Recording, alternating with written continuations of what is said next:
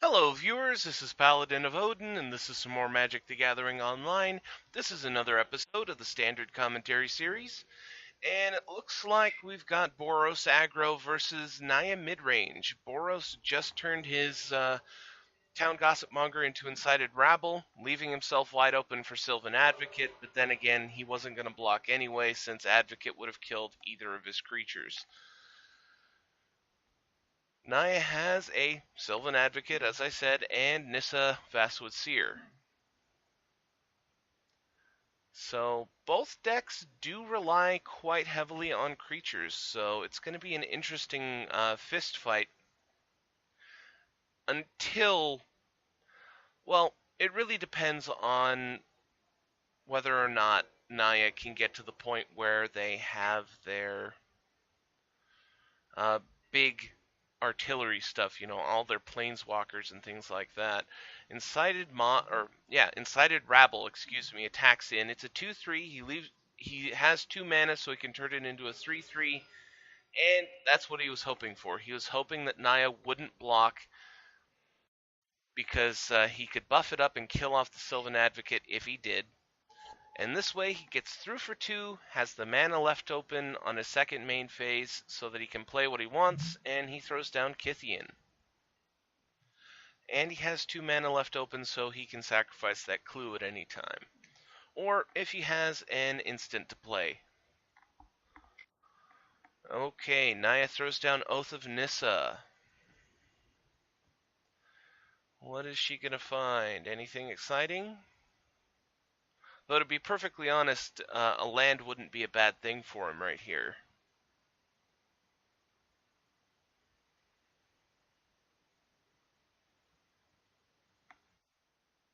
And he finds Evolving Wilds. And throws out a Silk Wrap. Getting rid of Kythian. Because all it would take is for him to survive the combat with these 3 creatures attacking, and he'd have a Planeswalker. So Silk Wrap takes care of that problem. Attacking all in. No blocks. Gets through for 4. So Boros is down to 14. And plays his Evolving Wilds. And done a lot worse than pulling Evolving Wilds. This way, he'll get a land that he wants, whether it's a mountain, forest, or plains, depending on what he needs. And then at the same time, it's effectively removing 2 cards out of his deck that, he wouldn't want to draw otherwise. Anafenza, Kintree Spirit. Okay. That's a very powerful card, provided that he can keep playing creatures. Again, Incited Rabble goes in, trying to bait the block from the Sylvan Advocate, but, well, actually, he could have blocked with the Sylvan Advocate. He only had 1 mana open. Tireless Tracker from Naya. Though, there are 1 mana cost spells that could have put the damage over the top and killed the Sylvan Advocate. A second Silk Wrap to get rid of Anafenza. All from Naya is 4 more damage. Boros is down to 10. Boros really needs a bigger creature here, or maybe an Always Watching actually would be a pretty good play for him.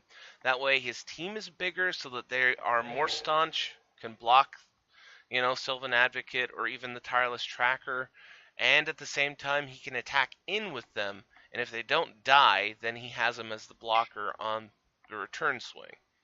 Declarations gets rid of Sylvan Advocate before he gets another mana for it to become, another land before, so it becomes becomes a 4/5.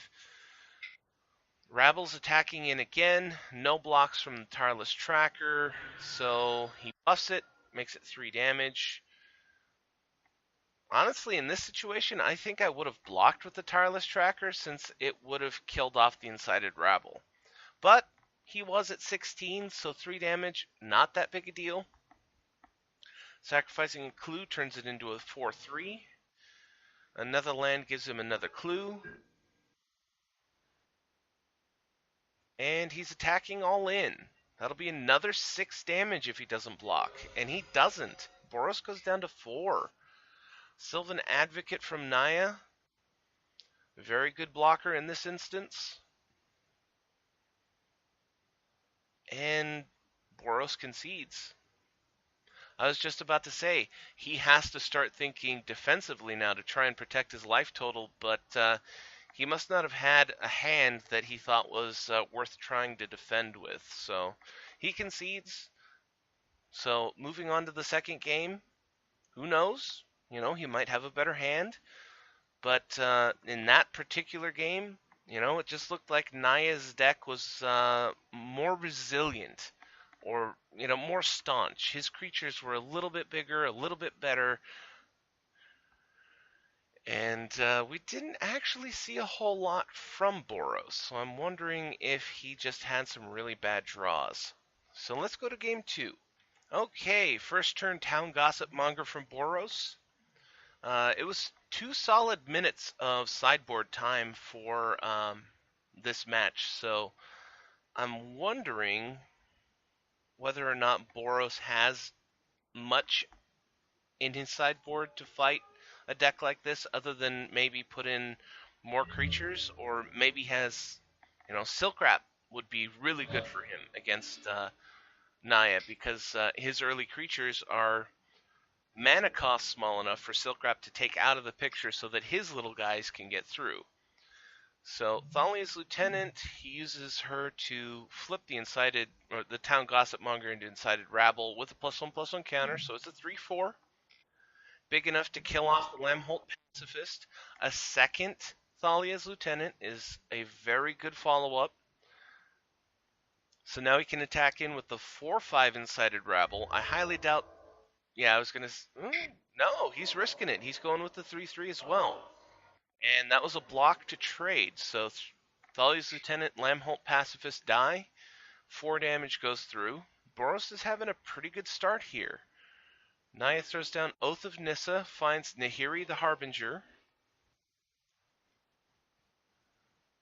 and throws down Sylvan Advocate. Which unfortunately in this game, he's not the big guy around on this time. He's not good enough to handle Incited Rabble. So Knight of the White Orchid, that'll get him another land and put a counter on Thalia's Lieutenant.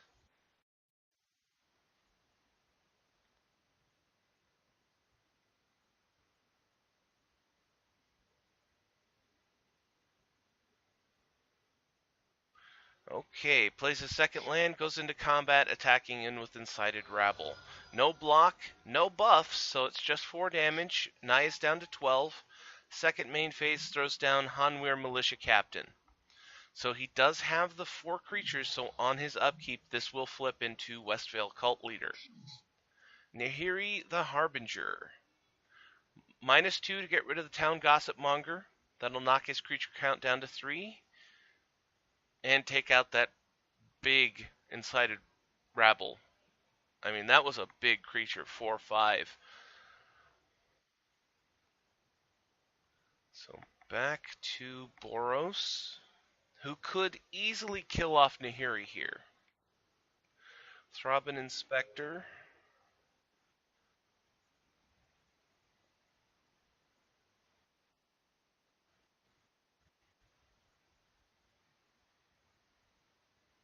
And he's pretty safe attacking in with the Lieutenant, but anything else that he attacks with can die.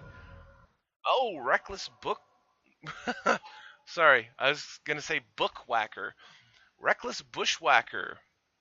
Buffs the whole team, gives them all haste and a +1/+1, or +1/+0. And I'm trying to think. It jumped like there. 3, 6, 7, 8, 9, 10. He almost has lethal right here.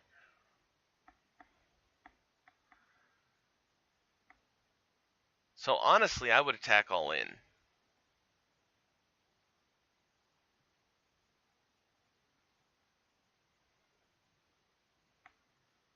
So Knight of the White Orchid is attacking in. It has first strike, so if the Sylvan Advocate blocks, it'll die and Knight will live.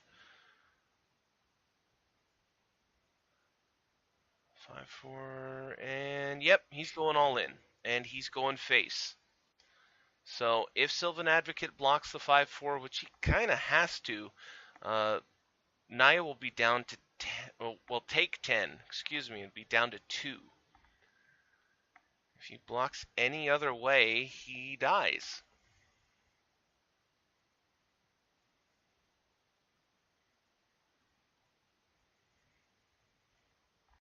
As expected, Sylvan Advocate blocked the 5-4, died. He took 10 damage and went down to 2.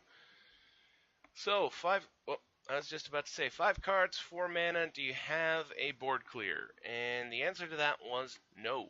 So he concedes. And I'm going to have to end the video there. That second game was actually really good for Boros. It just goes to show you, every now and again, I mean, these two decks are fairly even, honestly, in power level. It just depends on the early game for Boros and the early game for Naya, allowing him to get to the later game. So you've seen, two games where, one where Boros didn't do so well in the early game, which allowed Naya to completely capitalize on him. And then the second game, he had a really good start and just wiped him out. So I know I already said that, but I'm going to end the video here. That was Boros Aggro versus Naya Midrange. And if you liked what you saw, hit that like and subscribe button for me, and I'll see you in the next video.